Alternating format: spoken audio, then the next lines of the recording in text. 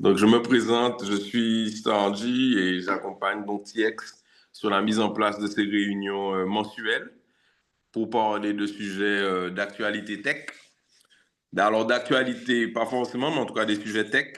La semaine dernière, on a pu aborder le sujet de l'utilisation de l'IA. Le mois Et dernier. le mois dernier, c'est vrai. Moi, j'ai l'habitude des sommets hebdomadaires, donc c'est vrai que là, c'est mensuel. Et on peut voir que même pour une réunion mensuelle, ça demande du boulot de préparer ces rendez-vous mensuels. Bienvenue donc à Thibaut et à Laura. Bienvenue Laura avec sa splendide photo de profil. Et si on peut entendre le son de vos voix pour savoir que vous n'êtes pas des robots, que ce n'est pas de l'AI qui s'est connecté, ce n'est pas l'intelligence artificielle qui a utilisé vos profils pour se connecter. Je rigole. Donc aujourd'hui, le thème d'aujourd'hui, c'est privacy. Et justement, avec Thierry, il s'agit pour nous d'aborder ces sujets de grande importance où on sait que le monde dans lequel on arrive, le monde dans lequel on s'engage, c'est un monde qui va être contrôlé par la tech, hein. Je pense qu'il n'y a pas d'ambiguïté à cet endroit. Ça va être donné par la tech et les grands propriétaires de data. Donc, les plus grands propriétaires de data, on les connaît, c'est les GAFAM. Donc, Google, Amazon, Facebook, l'autre A là, aidez-moi pour l'autre A. Apple. Apple, Apple. Microsoft. Bon, Facebook, c'est Meta, hein, normalement, c'est Gamam. Ça fait penser à un autre nom guadeloupéen, Gamam. Et donc, et les Chinois, j'imagine. Mais ici, on a des Ouais. personnes bien renseignées sur ces choses-là. Et donc, Thierry devait donc faire une introduction, donc, présenter un peu Privacy 101, donc la base de privacy et toutes les nuances à prendre en compte. Donc Thierry, encore une fois, bienvenue à Laura, Thibaut, Timalo, Eric.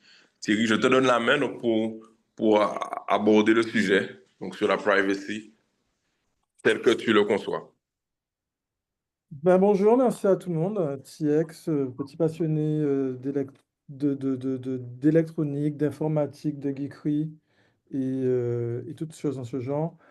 Et aujourd'hui, gros passionné de tout ce qui est privacy, data et tout ce qui se passe en ce moment en ligne dans nos vies digitales. Donc, la privacy, qu'est-ce que c'est? On va très bien là. La privacy, qu'est-ce que c'est? Alors, j'entends le micro en même temps. J'essaie de couper.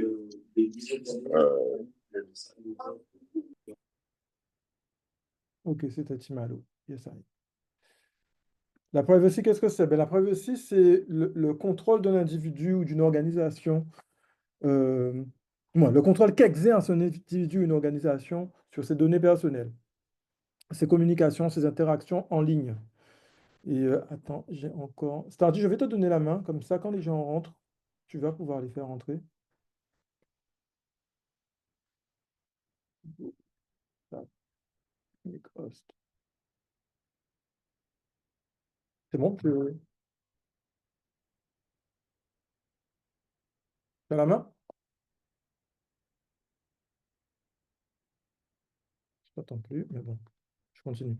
Donc, cela inclut donc la protection contre la collecte, le stockage, l'analyse, l'exploitation des données par entière, donc que ce soit des cybercriminels, que ce soit des gouvernements, que ce soit d'autres entreprises. Et en fait, c'est surtout le droit d'exercer et de contrôler sa propre information, de ne pas être surveillé, exploité et sans le consentement. Est-ce que ça parle déjà à tout le monde? Ok, des mains, des pouces. Alors, pourquoi c'est essentiel, me direz-vous?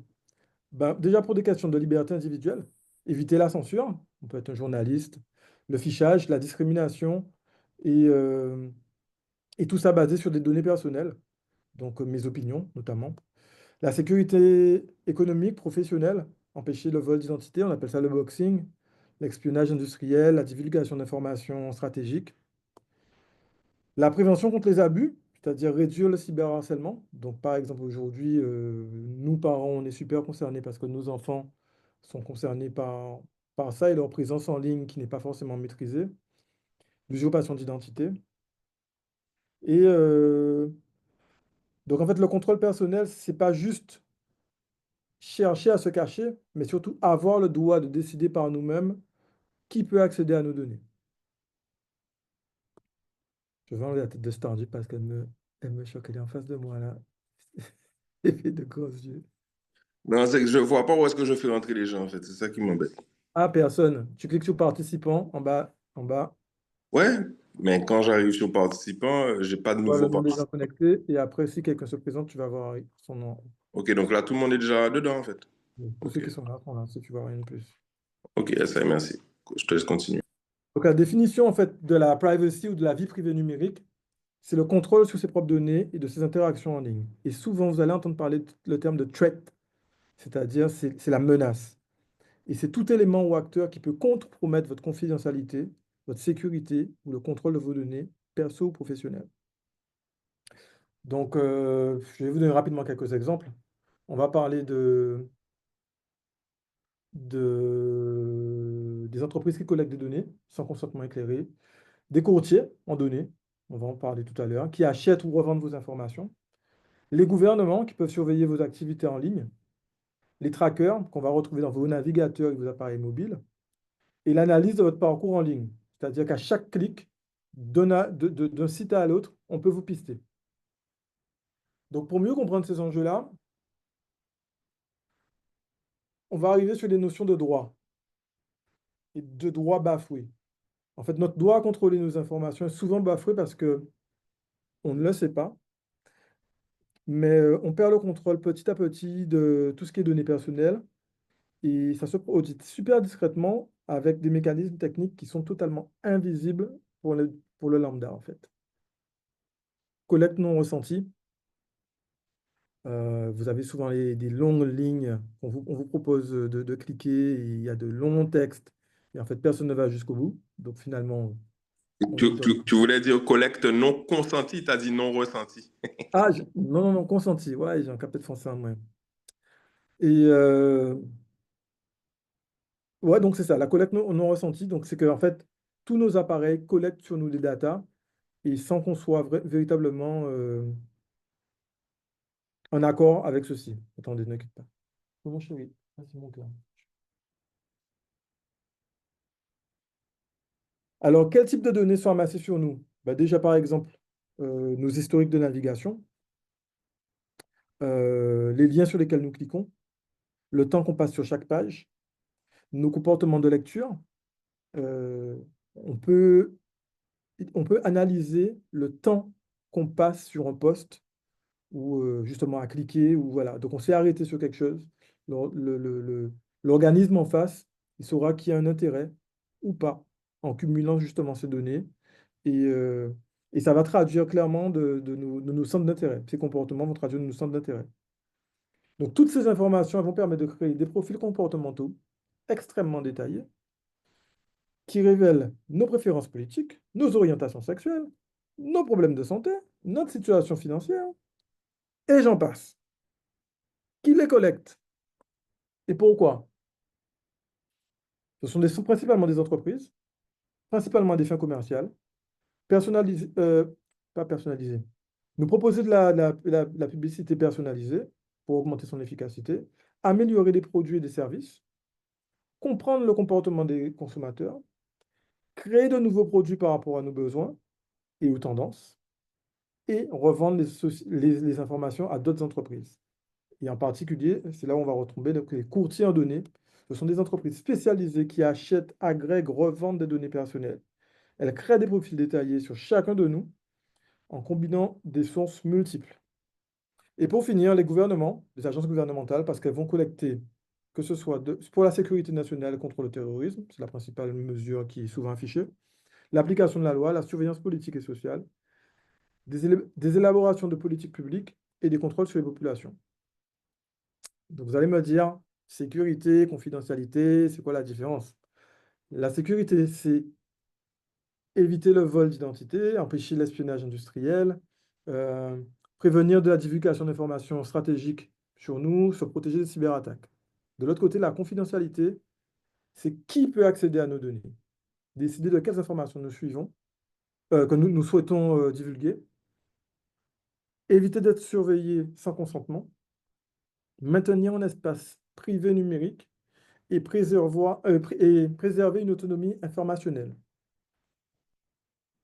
Donc en fait, en résumé, la sécurité nous protège nos données contre les menaces, tandis que la confidentialité, elle va contrôler nos données, même dans des contextes légitimes ou non menaçants. Et là, je vais arriver sur le petit argument qui « je n'ai rien à cacher », qui est totalement un faux argument, parce que en fait, la confidentialité ne consiste pas à se cacher, mais à avoir le droit de préciser qui a accès à nos données. Et ça, on va retrouver ça principalement sur des thèmes comme, par rapport aux thèmes comme de la discrimination, de la censure, du fichage, du vol d'identité, du cyberharcèlement, du doxing. Et ça peut toucher n'importe qui. Et, et surtout, une intention d'aujourd'hui pourra être traitée demain. C'est-à-dire que ben, on est dans un gouvernement totalement, on est en pleine démocratie, tout va bien aujourd'hui, je dis ça, je pense ça. Demain, mes données qui sont collectées, je peux être vu comme étant un éventuel militant, un militant dangereux, un militant terroriste, un militant, voilà. Et donc, ne rien avoir à cacher aujourd'hui ne veut pas dire que demain, sous un autre régime, et on le voit bien avec l'arrivée de Trump au pouvoir, que les gaps, les ponts entre les statuts politiques changent hyper rapidement, en fait. Donc là, je vais vous inviter, je vais vous proposer des petites solutions que j'exploite déjà moi depuis un certain nombre de temps. Donc, tentez de naviguer sans laisser de traces. Et la première étape pour moi, c'est votre navigateur. Votre navigateur Internet, c'est la porte vers Internet dans les deux sens. Vous allez, les informations que vous allez pouvoir récupérer, les informations qu'on va pouvoir récupérer sur vous. Bien souvent, beaucoup d'entre nous vont utiliser Chrome. C'est le navigateur de Google par excellence. Et en fait, c'est le pire.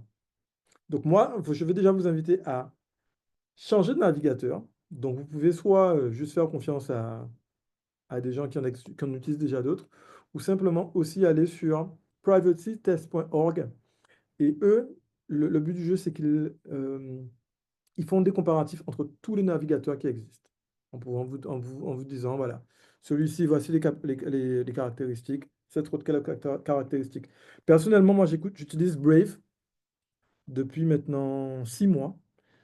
Et le premier changement majeur, par exemple, c'est pour écouter de la musique sur YouTube, ou bien n'importe quelle consommation de YouTube. Il n'y a plus de publicité. Le truc qui te bloque d'entrée de jeu, toute publicité qui arrive dans sa construction même. Une fois que vous avez changé de navigateur, il faudra changer de moteur de recherche. C'est-à-dire qu'aujourd'hui, tout le monde fait des recherches sur Google. Et pourquoi Google? Parce qu'il a 90% de marché, parce qu'il est super efficace. Mais Google a un service gratuit où nous sommes le client. C'est le plus catastrophique pour la vie privée parce qu'il a construit un profil détaillé de tous nos intérêts, nos habitudes, nos préoccupations médicales en se basant sur tout ce qu'on a déjà pu chercher. Il enregistre immédiatement chaque frappe qu'on fait au clavier, même si vous n'avez pas validé la recherche. C'est pour vous montrer à à quel point ils sont, comment dire ça? Ils sont vicieux. Invasif. Hein? À quel point ils sont invasifs? Ils sont invasifs et vicieux. Et donc, moi, pareil, donc avec Brave, j'utilise de fait leur propre navigateur, leur propre moteur de recherche, mais il en utilise plein d'autres. Avant, j'utilisais Duck, que j'avais déjà mis sur mon iPhone et qu'on retrouve. On a aussi Mulvad, LibWolf.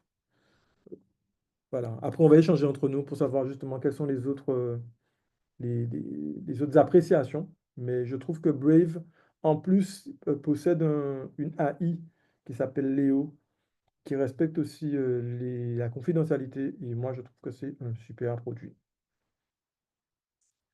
Après ça, on a sécurisé ses comptes et ses mots de passe. Ça, c'est hyper important. Et sécuriser ses comptes et ses mots de passe parce que tout le monde utilise des mots de passe réutilisés 15 millions de fois. Il faut donc utiliser un gestionnaire de mots de passe. gestionnaire de mots de passe, donc il y en a pléthore. Pareil aussi, là, vous allez pouvoir trouver des comparatifs. J'utilise depuis des années OnePassword, qui avait été conçu pour Mac et qui est super, super bien intégré. Le meilleur, ça va être KeePass, mais qui est beaucoup plus, pas invasif, mais en tout cas contraignant. Et donc, justement, la confidentialité, c'est la privacy, c'est un jeu entre trouver pour chacun son équilibre entre la confidentialité qu'on veut avoir et le niveau de contrainte. Parce qu'effectivement, ben, le meilleur moyen de rester totalement protégé de tout le monde, c'est de ne pas aller sur Internet, de ne pas se connecter. Et ça, c'est hyper contraignant. Donc, ça va être à vous de trouver, de jauger. OnePassword pour les utilisateurs de Mac, je trouve que c'est un super produit. Depuis la rentrée, Apple a senti à intégrer son propre moteur de gestion de password. Certains vous diront ne pas mettre vos yeux dans le même panier, donc d'aller chez un externe. D'autres vous diront prenez-le parce que c'est mieux que rien. Donc là encore, ça sera à vous de faire votre choix. Après ça, on a tout ce qui est authentification à deux facteurs. Je pense que vous avez tous déjà entendu parler de ça, mais sans comprendre ce que c'est. L'identification à deux facteurs, c'est que ça permet d'avoir deux éléments. Un élément connu, qui va être votre mot de passe, que vous allez taper à l'invitation d'un site quelconque. Et ce site va vous renvoyer une identification personnelle spécifique à ce moment donné. Euh, la première version de ça, ça a été un SMS. C'est hyper facile à pirater une fois que votre carte SIM a été piratée. Mais voilà, vous pouvez recevoir un code par SMS. Vous pouvez recevoir un appel. Vous pouvez recevoir, vous pouvez avoir un produit. Donc, par exemple, tout ce qui va être Apple ou les produits Google, le fait d'avoir votre compte Apple, votre appareil est identifié directement dans le service et cet appareil vous sert, en validant dessus, à valider votre porte d'entrée. Donc, vous allez trouver ça aussi sur les produits Samsung, que je connais moins. Et après, on a des clés. Est-ce que j'ai pris la mienne pour vous montrer? Elle est dans mon sac, me donnez une seconde.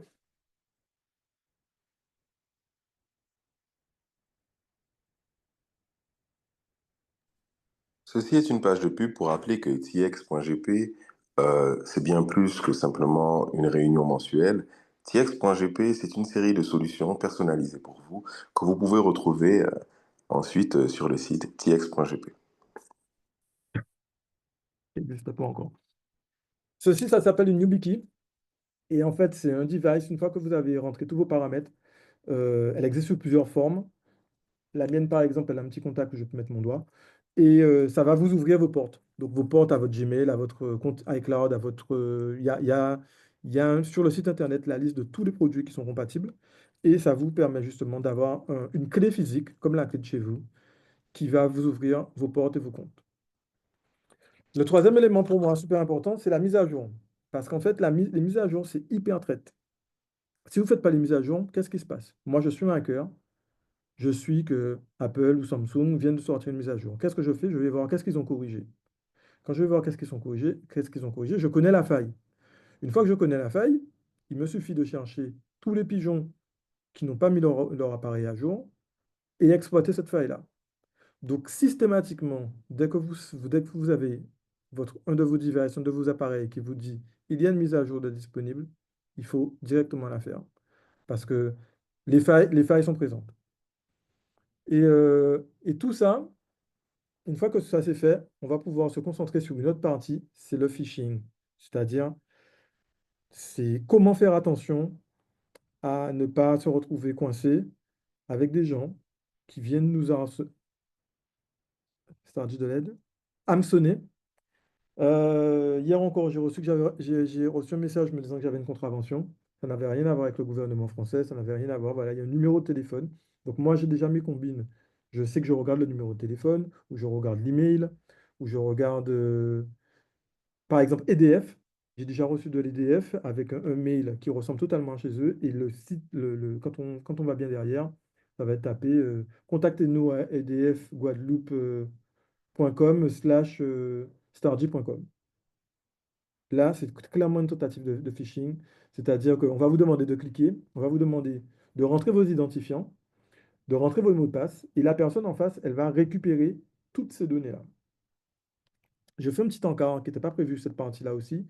Quand vous êtes en voyage, quand vous êtes à l'étranger ou même ici et qu'il y a un hotspot, c'est-à-dire que vous allez à l'aéroport, vous avez besoin de Wi-Fi rapide, papapap. Quelqu'un peut créer un faux hotspot de la zone où il est. Exemple, SNCF, Gare du Nord SNCF. On se connecte et on se retrouve sur un faux site de la zone où on va nous demander pareil, puis phishing, notre email, notre identifiant. Et à partir de là, les gens auront, comme on ne change pas souvent nos mots de passe et qu'on a souvent les mêmes, ils vont pouvoir rentrer sur un Instagram, sur un ci, sur un ça, sur une banque. Donc voilà, le phishing, attention. Les emails et les messageries sécurisées. Donc ça, il y en a combien là que je cours un peu? Ouais, on est dans les temps. On aura le temps d'avoir le débat avec vous. On est dans les temps, on est bien. On est super dans les temps. Alors, les emails sécurisés. Il faut savoir qu'aujourd'hui, donc Google est l'adresse email, donc Gmail est l'adresse email la plus retrouvée dans le monde. Derrière, on va avoir du Samsung, de l'Apple. Et tous ces gens-là, c'est un protocole email traditionnel. C'est-à-dire qu'en fait, l'email n'a pas été conçu pour être sécurisé au tout début. Et aujourd'hui, il existe des compagnies dont le but est de sécuriser vos emails. Le problème, c'est que ça ne marche que si on est une meute. Donc, si vous êtes chez la compagnie A ou B qui s'occupe de ça, tous les gens qui seront sous cette même environnement pourront s'échanger des mails totalement euh, sécurisés. Donc, les compagnies pour moi qui fonctionnent le mieux sur ça aujourd'hui, c'est ProtonMail et Tutona. Alors, elles ont des services gratuits avec certaines limitations, des services payants, beaucoup plus open. Et généralement, avec ces services, on va aussi trouver un service de serveur de calendrier et de serveur de contact. Pourquoi c'est aussi important? C'est qu'aujourd'hui, tous nos appareils donnent des coordonnées, les coordonnées de nos contacts à tout le monde. C'est-à-dire que je vois que Florence Napri est connectée ici. Moi, mon téléphone de Florence Napri est dans mon téléphone. Beaucoup des applications, donc maintenant je suis protégé, mais beaucoup de plus d'applications dans le passé ont eu accès à mon carnet de contacts et ont pu diffuser son numéro de téléphone. J'avais vu un documentaire sur Arte où, à l'époque de Sarkozy, des gens avaient pu avoir le contact du président, tout simplement, parce qu'il se retrouve sur le téléphone de quelqu'un et que c'est pas du tout sécurisé. Idem pour vos calendriers. Vos calendriers, ils reflètent vos vies, vos rendez-vous pro, vos rendez-vous médicaux. Et en fait, les calendriers, quand ils sont posés chez Gmail, qui lit tous nos mails, tous nos contacts, tous nos calendriers, ils savent tout. Euh, Beaucoup de professionnels disent que c'est un peu mieux chez Apple, mais aujourd'hui, moi-même qui suis un fan, je préfère externaliser ces parties-là et me retrouver à l'abri. Autre type, la messagerie privée, les messageries privées. Donc aujourd'hui, on fait du e-message, on fait surtout du WhatsApp. WhatsApp appartient à Meta. Meta, Facebook, on est toujours dans les gros conglomérats. Idem, aujourd'hui, leur faire confiance, c'est un peu compliqué. On a eu aussi l'exemple le groupe russe, sur tout le monde, Telegram. Donc ce gars-là aussi a été arrêté et aujourd'hui, les gens qui sont dans ce secteur font de moins confiance à ces opérateurs-là. Et donc, il existe des opérateurs comme Signal, qui avait été présenté par Snowden à l'époque de ces grands leaks, ou Trema, qui sont totalement comme WhatsApp et qui sont totalement sécurisés. Et ils sont d'autant plus sécurisés que ces solutions se retrouvent dans des pays, notamment la Suisse, qui garantissent notre confidentialité. C'est-à-dire que si un gouvernement devait faire une demande à WhatsApp sur mes informations, parce que je suis un gros criminel et que, voilà, Meta transmettrait sans souci les données. Avec des produits hébergés en Suisse, comme Proton, comme Trema, comme Signal ne l'est pas, on est justement protégé de ces encarts gouvernementaux. Et donc, ce sont de vraies solutions pour notre confidentialité. Et je finirai, parce qu'il y a encore beaucoup de tips hein, que je pourrais donner, mais j'ai préféré en sélectionner. C'est le VPN. Donc pourquoi le VPN? Le VPN, je vais pas rentrer dans la technique, mais c'est juste un tuyau qui va de point à point et qui va permettre de chiffrer des informations qui passent dedans. Ça protège ta vie privée, ça évite le suivi en ligne, ça sécurise les connexions, qu'elles soient Wi-Fi, par exemple, si tu as un Wi-Fi public, que tu t'es connecté à la gare et que tu utilises un VPN, justement, les autres personnes qui utilisent ce même Wi-Fi n'auront pas accès à tes données. Ça permet de contourner la censure. Donc, par exemple, comment je voyage, que je suis en Russie, j'ai été récemment aussi dans dans les Émirats arabes.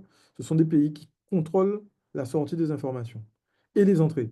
C'est-à-dire aussi que si tu veux voir un film qui est interdit dans ce pays-là, ton seul moyen, c'est d'utiliser un VPN et la plateforme va te servir à sortir de la zone géographique dont tu te trouves virtuellement.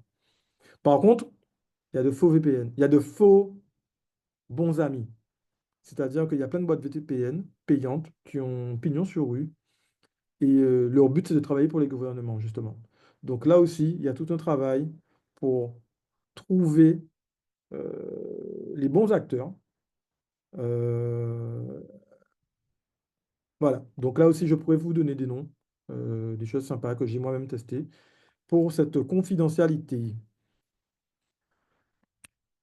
J'ai vu aussi qu'on a des experts sur la table, autour de la table. On a Monsieur Malo, donc aussi, je vais ouvrir le débat s'il est encore présent. On a Monsieur Jean-Philippe aussi. Et on va aussi enchaîner juste après avec des questions-réponses si vous en avez.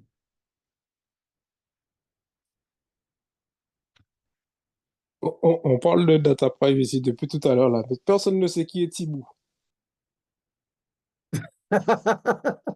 Non, Je c'est vrai l'ai que dit depuis le début. Qui est Quand Thibaut, c'est que... j'ai essayé de répondre, mon micro était fermé. Thibaut, c'est Lucille.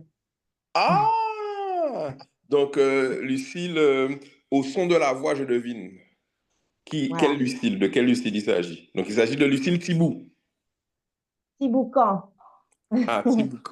D'accord. Donc, tu habites Sainte-Rose, à côté de la boue. Exactement. T'as D'accord. compris, t'as compris. La Très bien. République de Sainte-Rose, je pense qu'ils ont leur propre serveur DNS là-bas. Alors, ben, bienvenue à ceux qu'on n'a pas salués depuis le début. Donc, Anaïs, Céline, Maggie, bienvenue à vous, Jean-Philippe. Donc là, et Florence, c'est bizarre, Florence n'apparaît pas dans ma line. Moi, chez Donc, moi, j'ai Thibaut, Eric, Jean-Phil, Laura, Maggie, Florence, Anaïs et Céline B. Céline B. Donc, maintenant que Thibaut s'est révélé, on connaît tout le monde. Donc, pendant la première demi-heure, Thierry a présenté, comment on dit privacy en français? Données privées. Confidentialité. Hein? Quoi? Privacy, c'est des données privées. On parle des données privées en On français. parle des données privées et la façon dont on sécurise. Et on a parlé de la confidentialité. Donc Thierry a présenté les enjeux où en fait, on ne veut pas forcément notre bien sur les réseaux hein, et qu'il faut donc par rapport à cela utiliser certains outils qui nous permettent de nous protéger. Donc tu as présenté plusieurs outils. Est-ce qu'on aura accès à la liste des outils que tu as proposés? Est-ce que Oui, tu pourras nous je compte envoyer par envoyer. WhatsApp? Exactement, je comptais envoyer un petit truc. Petit résumé. Alors moi, j'ai plein de questions en attente, mais j'aimerais savoir si quelqu'un veut se lancer et réagir déjà à chaud sur ce que Thierry vient de présenter là pendant la première demi-heure. Je vais bien commencer. Jean-Philippe? Donc Thierry a bien exposé les faits, mais il y a une chose à savoir, quand quelque chose est gratuit, c'est qu'on est le produit. Donc utiliser une application gratuite, utiliser un navigateur gratuit, c'est que c'est toi le produit. On va forcément récolter des données sur ta personne, comme il a dit, ton âge, ton sexe, pour trouver des tendances, te mettre des pubs qui vont bien, etc., etc. Après, la difficulté de trouver l'équilibre entre ergonomie, praticité et vie privée. Parce qu'il y a pas mal d'outils qui existent sur le marché, mais qui peuvent être très contraignants en termes de sécurité. Et au bout d'un moment, tu vas te dire, ah, ben, j'arrive pas à faire ce que je veux, je retourne à mes anciennes habitudes, je retourne sur mon Google Chrome parce que c'est plus simple, ça va tout seul, ça va tout seul. Ensuite, tu as tes habitudes. Tu as l'habitude d'utiliser Google, donc tu sais comment tourner tes questions pour avoir les réponses que tu attends. en utilisant notre navigateur ou un autre moteur de recherche, ça sera un peu différent. Donc, il y a toujours ce temps d'adaptation. Donc, il y a toujours cet effet de changement auquel il faut se contraindre et s'habituer pour en tirer le meilleur. Parce que souvent, les utilisateurs vont commencer à changer leurs habitudes, mais ça ne répond pas comme d'habitude, donc ils vont revenir à leurs anciens travers et ils vont retomber dans les mêmes conséquences. Voilà, c'est ma petite aparté. Non, mais ce que tu dis est très important. Moi, j'ai vu que j'ai essayé le... Pardon, excusez-moi. J'ai essayé le VPN. Et alors, à l'époque où c'était juste pour aller regarder des films en faisant croire que j'habite en Chine, ça allait. Mais quand il a fallu utiliser le VPN au quotidien, où plusieurs sites ont du mal à fonctionner lorsque tu actives le VPN, à la fin, tu enlèves le VPN, hein, t'en as marre. Donc, moi, j'utilise quelque chose dont, tu me dis, Thierry, si tu en as parlé, j'utilise un Little Snitch. Je ne sais pas informatiquement à quoi ça correspond, c'est un pare-feu, c'est quoi? C'est un firewall, Little Un Snitch. firewall. Il va bloquer des ports ou des applications Voilà. qui arrivent sur ton Donc, site. moi, j'utilise Little Snitch qui me permet de, j'espère, contrôler ce qui entre et qui sort. Je reset régulièrement tout ce que j'autorise ou pas. Mais et c'est là, mon Little Snitch. Donc, il s'allume, il te signale lorsque quelque chose rentre ou veut sortir de ta machine. Ce qui fait que de ma vie, je crois que j'ai utilisé Google Chrome 3 fois. Google Chrome, c'est le navigateur le plus MACO de la planète. C'est du jamais vu. Ce truc-là est en permanence en train de t'espionner, de tout collecter, tout collecter. Je n'utilise jamais Google Chrome, sauf quand des fois tu as des applications où l'utilisateur te conseille d'utiliser Google Chrome. Mais je vous dis sincèrement, si vous utilisez ces pare-feux-là, vous verrez vraiment ce qui sort et qui rentre dans vos machines. Et ça, enfin, c'est pas que ça fait peur, mais c'est que, voilà, tu prends conscience de comment ta machine est espionnée, quoi. Donc, Moi, moi, j'avoue que cet aspect ergonomie dont tu parles là, Jean-Philippe, c'est vraiment difficile, je trouve, de ne pas rester sur ses habitudes quand on change de navigateur et tout ça. Alors, pour amender la liste de logiciels qu'utilise TX, chez moi, j'ai mis en place ce qu'on appelle un P-Hole. Donc, c'est un petit serveur qu'on peut installer sur un NAS ou sur un Raspberry Pi ou sur une vieille machine qu'on a et qui, lui, va justement se charger de filtrer, en tout cas au niveau d'Internet et des URL que tu vas consulter, tout ce qui rentre et qui sort. Ça peut avoir son utilité dans le monde où on a des enfants, que tout est accessible par Internet, que peut-être que le porno, c'est pas pour eux maintenant, et tu veux au moins te prémunir de ça à la maison, mais c'est quelque chose. Donc tu peux blacklister certaines catégories de sites, armes, violence, des choses comme ça. Et lui, il va le faire en amont, on va le faire directement au niveau de la box Internet. Donc, comment tu as dit que ça s'appelle? P-Hole. Roll. Alors, moi, P-I-H-O-L-E.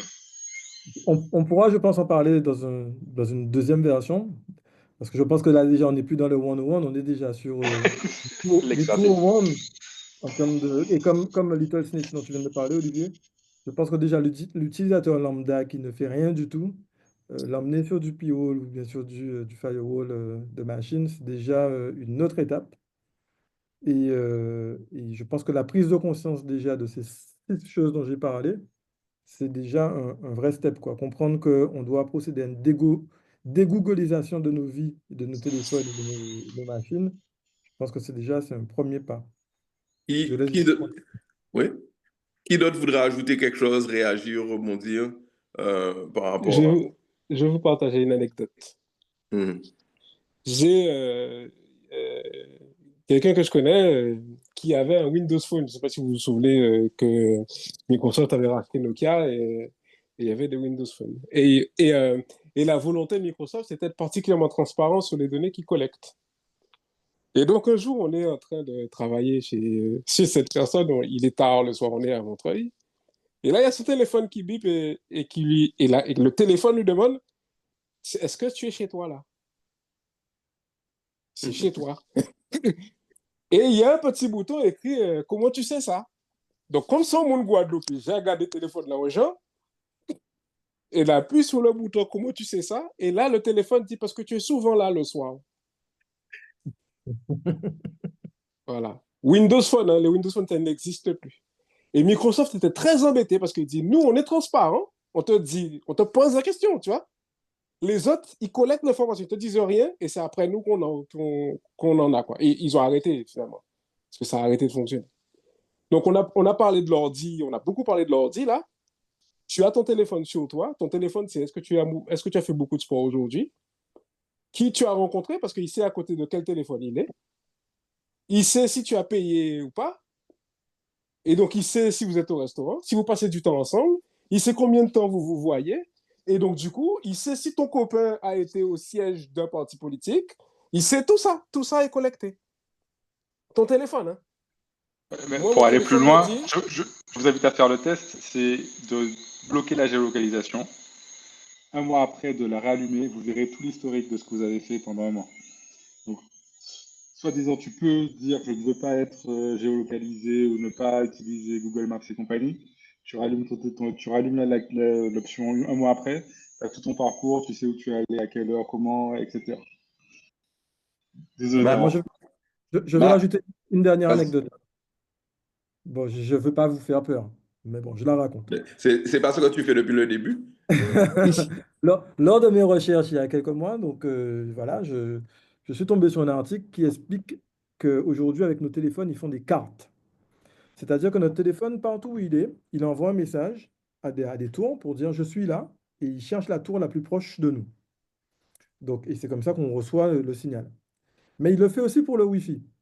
Et en fait, quand vous voulez vous connecter, vous allez voir, il y a le Wi-Fi, Stargy maison, JP maison, Nanani maison, et on choisit sur lequel on est. Mais en fait, lui, il va connecter toutes ces données de Wi-Fi qui sont autour de lui. Il va rajouter notre position GPS et il va les envoyer à un serveur. Et ce serveur-là, il sait point par point, point GPS par point GPS, quels sont les réseaux qui se trouvent autour de nous. Et si vous allez visiter les cartes qu'on trouve, donc justement conçues sur ces bases, on trouve le nom de tous les Wi-Fi du monde entier. Donc, vous pouvez voir New York et la quantité de points Wi-Fi qu'il y a, et exactement le nom de tous les opérateurs et de toutes les personnes.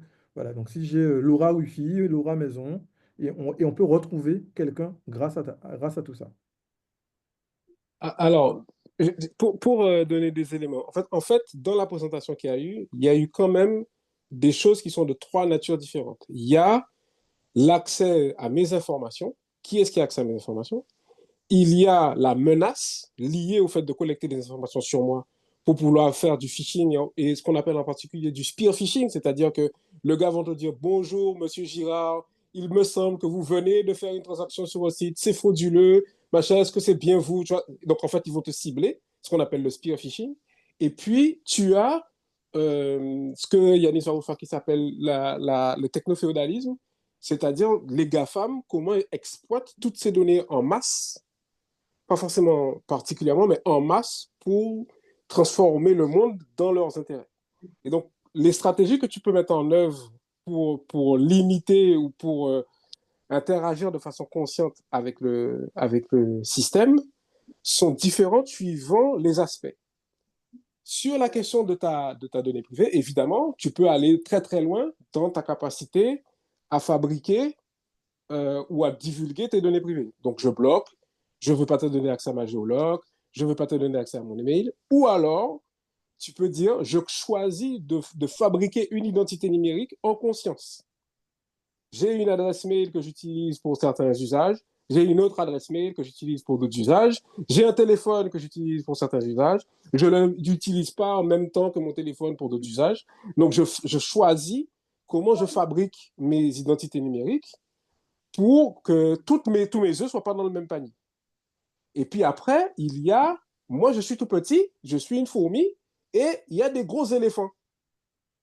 Je ne peux pas, moi petite fourmi, combattre les éléphants. Par contre, les éléphants peuvent se battre entre eux.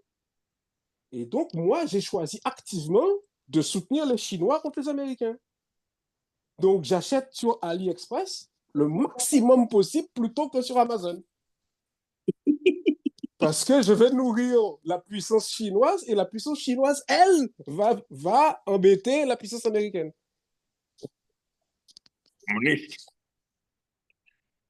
Et enfin, sur la menace, donc j'ai le site du gouvernement, il y a un site du gouvernement qui s'appelle, je crois que c'est cybermenace.gouv.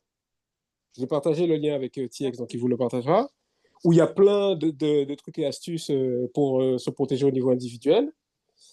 Et en particulier, ne jamais utiliser 2 fois le même mot de passe. Utilisez un gestionnaire de mots de passe.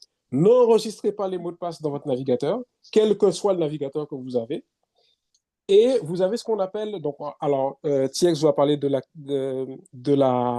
l'authentification double facteur. Le principe, c'est d'avoir plusieurs facteurs. Donc là, tu peux en avoir 2, tu peux en avoir 3, etc. Et les facteurs, c'est la différence entre quelque chose que je sais, par exemple, mon mot de passe, je le sais, quelque chose que j'ai, donc j'ai un téléphone, j'ai une clé, et donc en fait, il y a besoin de 2 facteurs. Donc j'ai une application d'authentification sur mon téléphone et je connais mon mot de passe, c'est quelque chose que je sais et quelque chose que j'ai. Ou j'ai un mot de passe et j'ai une clé qui contient une clé physique qui contient un chiffrement. Donc là, j'ai 2 facteurs. Et généralement, aujourd'hui, on va vous demander de mettre votre email, donc vous connaissez votre email, et d'avoir accès à un mot de passe qui est à usage unique, one-time password, qu'on vous envoie par mail ou par SMS, le fameux 6 chiffres que vous recevez. C'est un mot de passe que vous ne pouvez avoir que si vous avez accès au mail de la personne.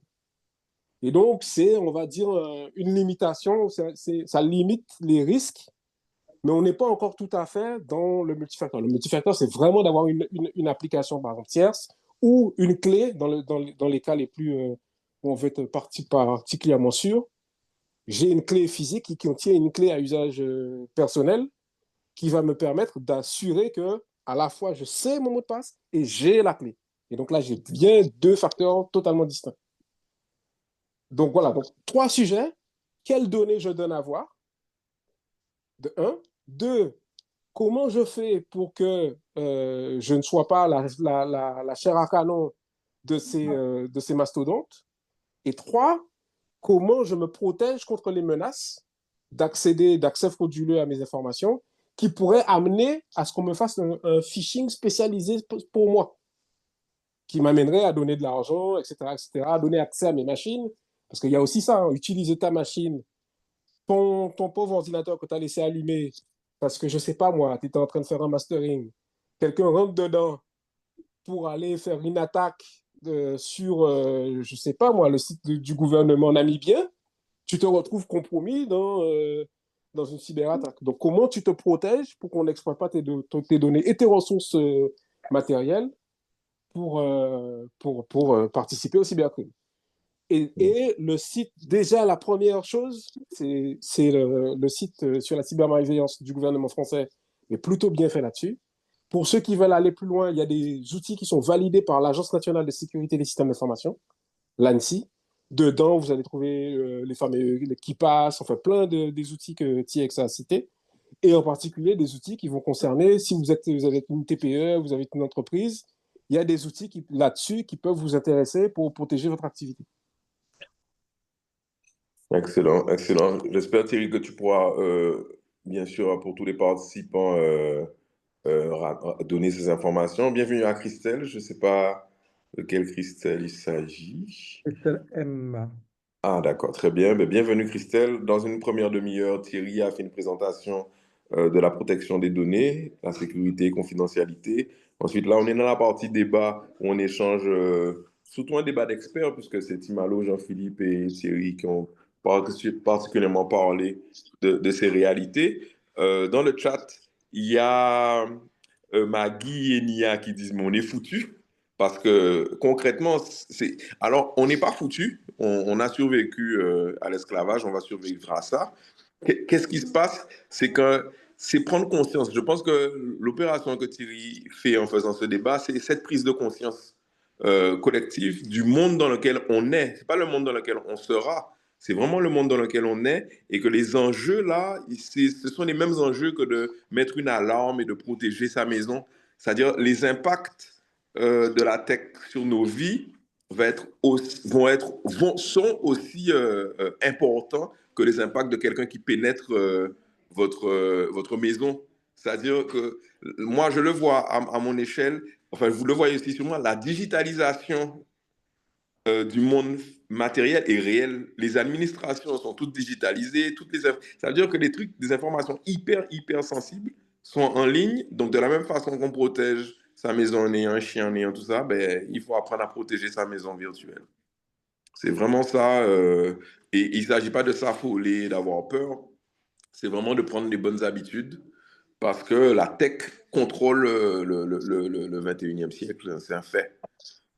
Alors, d'ailleurs, j'aimerais dire, en fait, c'est surtout que quand on parle souvent d'attaque, on parle des autres, mais pourquoi je fais ça, c'est surtout pour nous rendre responsables, c'est-à-dire nous rendre conscients, d'une part, et nous rendre responsables. Je vais prendre un exemple qui est ici.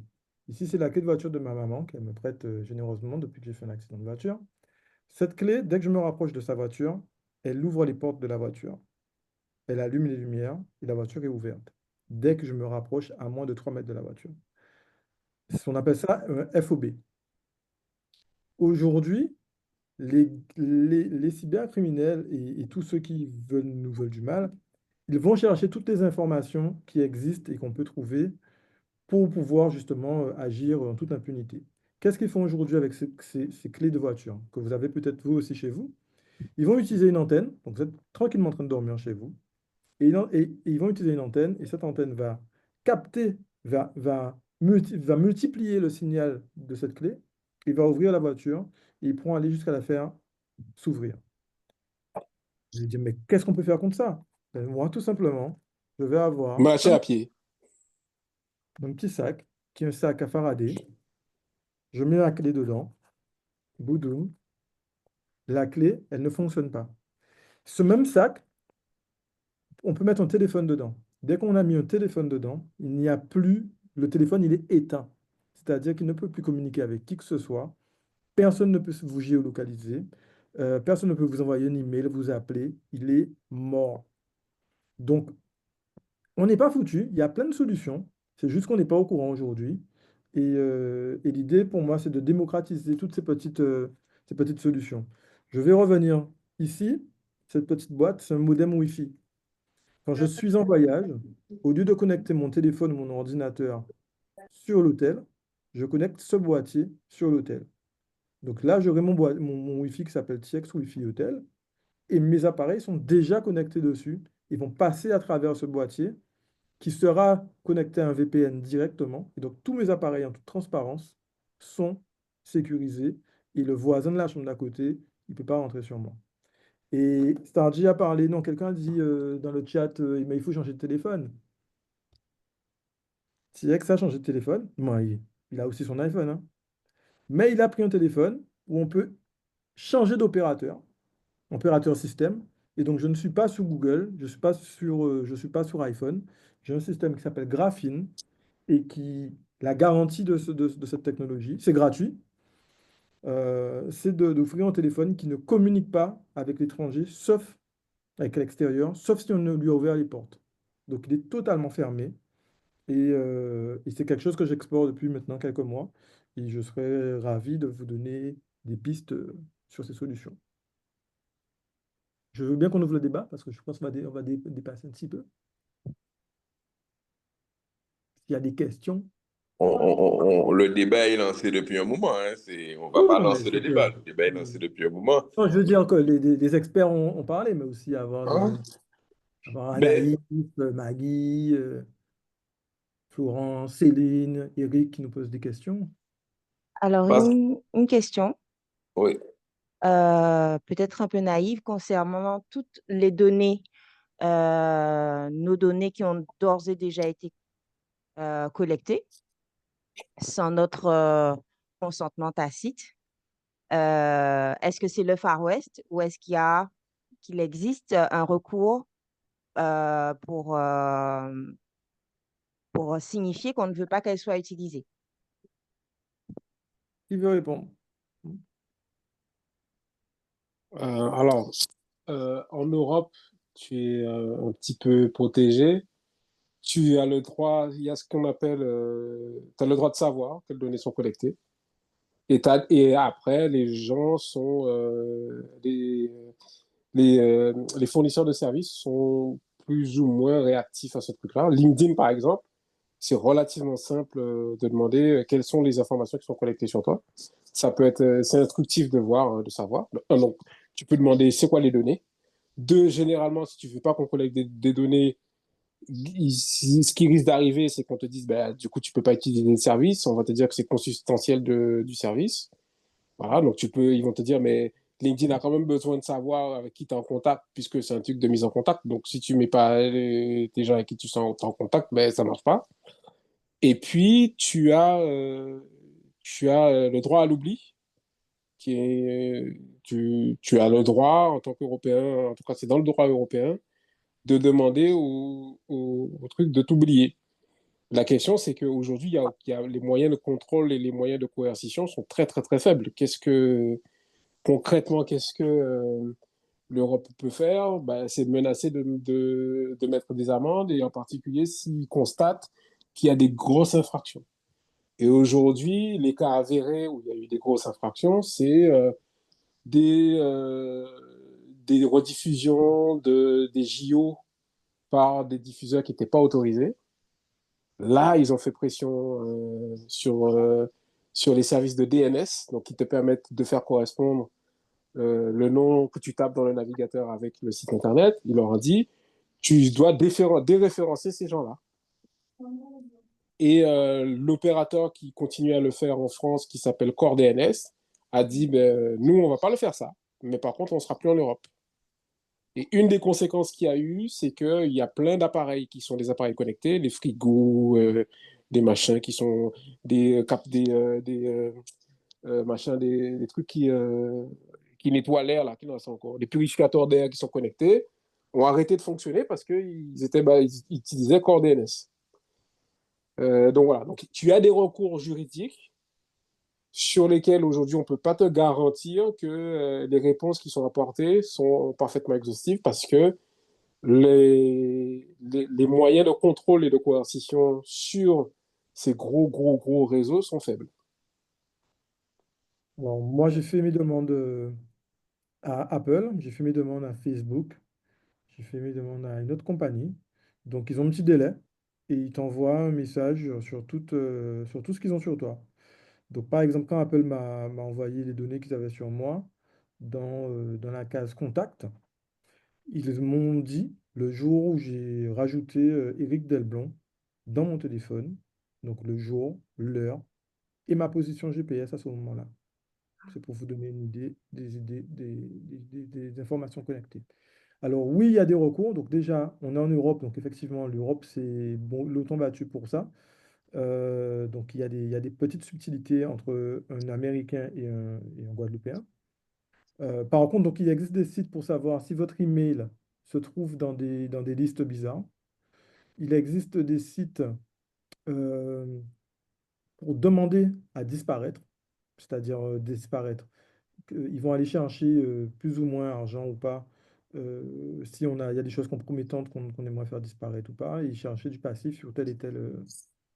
Donc il y a des solutions de plus en plus, et surtout il y a des moyens de bloquer l'hémorragie et d'avoir une empreinte digitale moins lourde. Voilà. OK. Ah, après, il faut garder en tête que c'est quand même, c'est mieux que ce qui se fait dans le reste du monde, dans ce qui nous concerne. Mais il faut garder en tête que, voilà, c'est que ça reste quand même limité. Et en particulier, quand vous aurez le temps, renseignez-vous sur ce que c'est le Barbara Streisand Effect. C'est, en gros, Barbara Streisand avait dit, il y a une photo de ma maison sur Internet, je veux qu'on l'enlève. Les gens ont fait plein de copies de la photo de sa maison, pour comme ça, on ne pouvait pas l'enlever. Donc, il y a aussi l'effet pervers de demander à ce qu'on enlève des trucs. Par exemple, il y a Beyoncé, il y a une photo de Beyoncé qui est vraiment très moche pendant qu'elle danse. Elle a voulu faire enlever cette photo. Barbara Streisand Effect. Tout le monde une photo là, ça, c'est devenu un mème. Donc, peut-être que Thibaut peut être à l'abri. Timalo, ça devient un peu plus compliqué. Alors, quant à Florence Napri, c'est une star internationale, ça arrive. J'ai pris ça. Aïe, aïe, aïe. Oui. Et ben voilà, nous sommes arrivés au bout de l'heure du TX Connect. Bien sûr, c'est Thierry qui va décider un peu de comment on va communiquer en dehors de ces rendez-vous mensuels, de ce rendez-vous mensuel.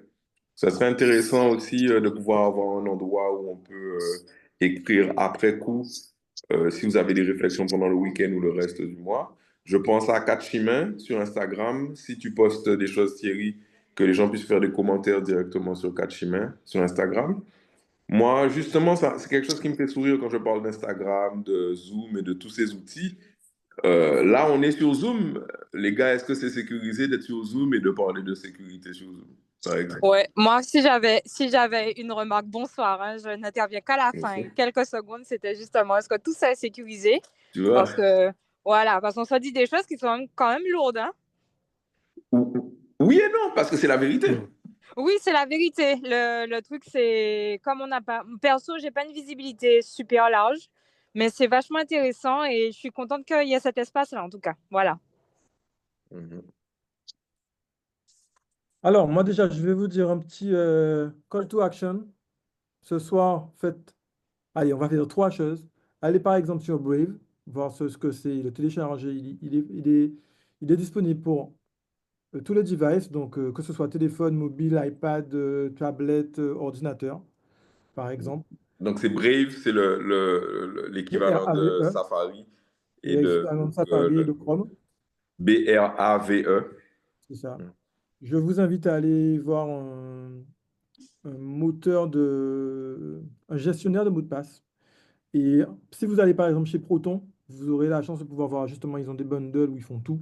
Donc que ce soit les emails, que ce soit les emails, que ce soit le contact, machin, voilà. Donc, et gestionnaire de mots de passe, ça peut être, c'est déjà. Allez juste voir Et Drive aussi, ils ont un Drive aussi. Drive, voilà, ils ont un Drive aussi.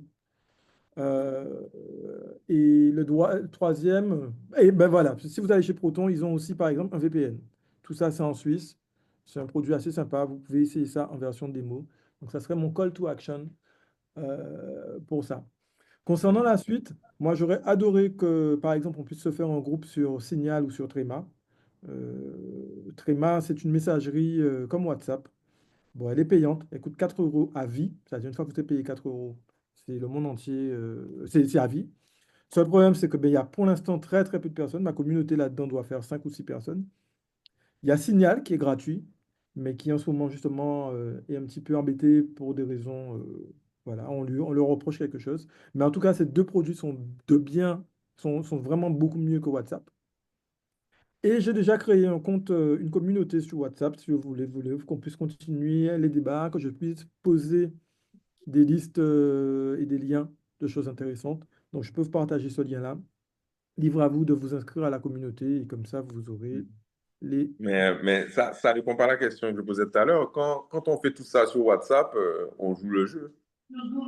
Ou sur Non, Zoom. c'est-à-dire que Sur Zoom. pour l'instant, nous ne sommes là aucun dangereux criminel ou quoi que ce soit. Donc là, c'est un appel à aller vers. Mais tu as remarqué qu'Eric n'a jamais parlé, hein?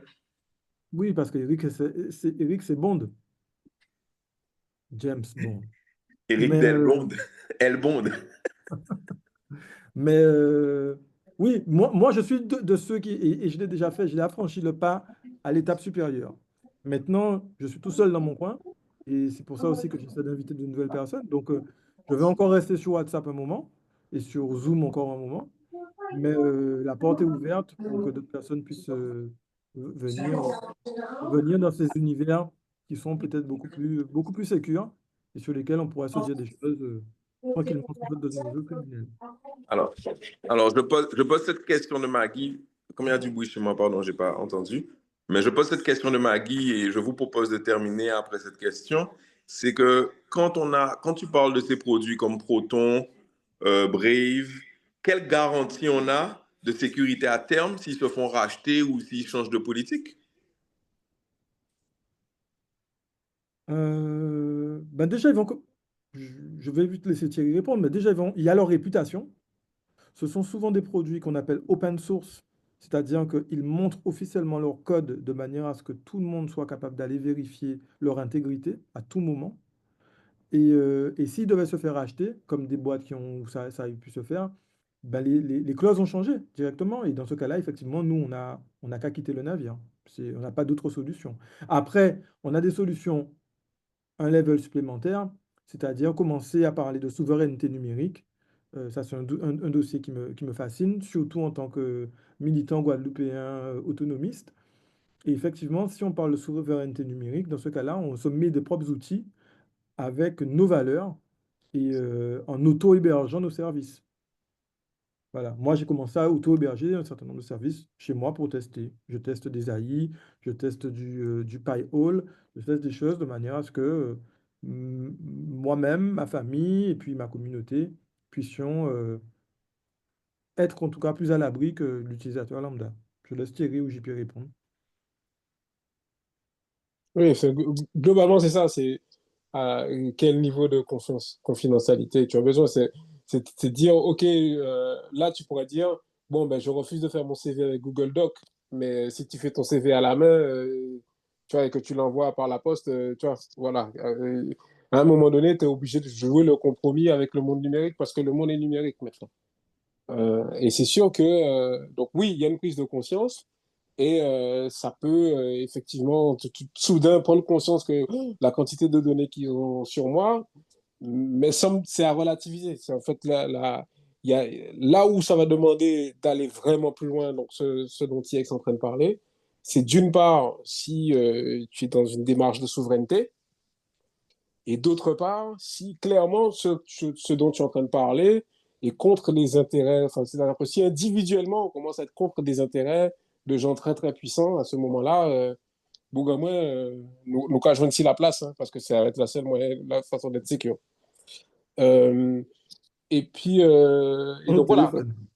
voilà, on laisse le téléphone à la maison et puis nous cachons ici la place, quoi. Mais là, tu viens de le dire, donc on va plutôt aller à la plage. Oups, Par bon. exemple. Par exemple. Et donc, effectivement, aujourd'hui, tu as des gens qui sont en marge et qui proposent des systèmes sécures pour des raisons politiques, hein, très souvent.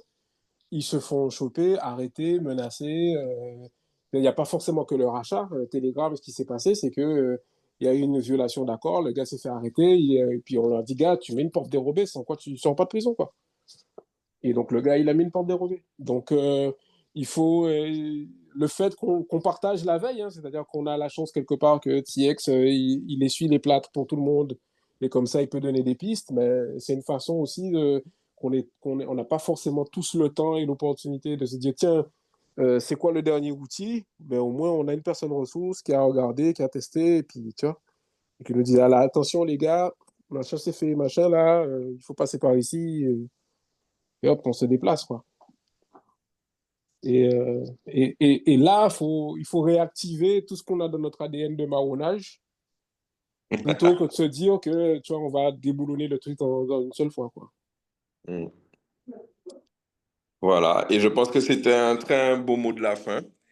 On va réactiver nos gènes de marronnage plutôt que d'essayer de déboulonner. Parce que c'est exactement ce dont il s'agit. Donc voilà, donc Thierry qui va réapparaître, j'espère. On vous remercie d'être venus encore une fois aussi nombreux. Et ce n'est pas du tout ironique quand je le dis. À chaque fois, on est une douzaine à participer au chat. Et c'est vraiment une petite formule bien sympathique, très sympathique, qui nous permet d'aborder des sujets dont on parle quasiment pas hors de ce contexte, hein, ou bien en petit groupe, mais là on est une douzaine quand même à venir prendre conscience de ces questions. Et donc, TX a mis à l'instant dans le chat le groupe pour la réunion. Il y aura la retranscription en ligne du chat d'aujourd'hui. Donc, comme ça a été enregistré, il y aura les liens, tout, TX va tout donner. Voilà, donc pour moi, c'était le mot de la fin. Je suis Stargy. Merci à vous tous, hein. On se connaît tous. Donc, Christelle, Céline, Anaïs, Florence, Maggie, Timalo, JP, Laura, Lucille, Eric, Thierry. Et je te donne le mot de la fin pour conclure cette très bonne séance. Ah ben, merci encore. J'espère que ça vous a plu. J'espère que si vous avez des remarques et des questions déjà sur le sujet, des remarques pour améliorer le format et l'intention, ben, elles sont les bienvenues. C'est un nouvel exercice totalement pour moi, mais en même temps, parler de choses qui me passionnent, ben, c'est super cool. Donc voilà, j'essaie de vous en faire profiter. Merci encore. Et ben, nous avons prochainement, Merci, TX. 27, du moins le mois prochain, jeudi prochain, du mois prochain. Et, Merci. Yes, ben merci pour tout. J'ai demandé à Olivier justement si, enfin c'est Olivier qui m'a répondu, si on pouvait avoir l'enregistrement, puisque je pense que moi il va me falloir une deuxième réécoute, deuxième lecture. Il y a beaucoup d'infos qui ont été données. Et en tout cas c'est très riche, c'est très enrichissant, très riche, très révélateur de beaucoup de choses. Et comme disait Lucie, bon, c'est peut-être le Far West ou je sais pas par rapport aux données qui sont déjà en ligne, mais en tout cas.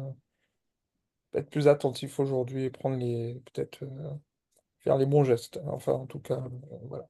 et Donc, surtout, nous, peut-être qu'effectivement, ils ont déjà collecté beaucoup sur nous, mais ils sont en train de collecter sur nos enfants. Donc c'est le moment de les protéger. aussi, ouais, c'est vrai que ce qu'a dit Jean-Philippe m'a beaucoup intéressé. J'aurais d'autres questions après, ça va se digérer, mais sur le fait déjà de protéger à la base la box qu'on a. Et j'ai pas mal de questions aussi sur ce que les enfants peuvent avoir, parce qu'on leur donne des tablettes, on essaye de mettre des pas des pare-feux, mais comment ça s'appelle? De mettre des précautions, mais qui passent aussi par Google, hein, avec tout ce que vous avez dit. On en reparlera. En tout cas, merci. Et moi, je vais digérer tout ça. Qui a la main pour clôturer Bisous. la session? C'est toi. C'est moi. Bon, ok, ben, je vais faire tout le monde aller s'occuper de son dîner. À bientôt. Yeah!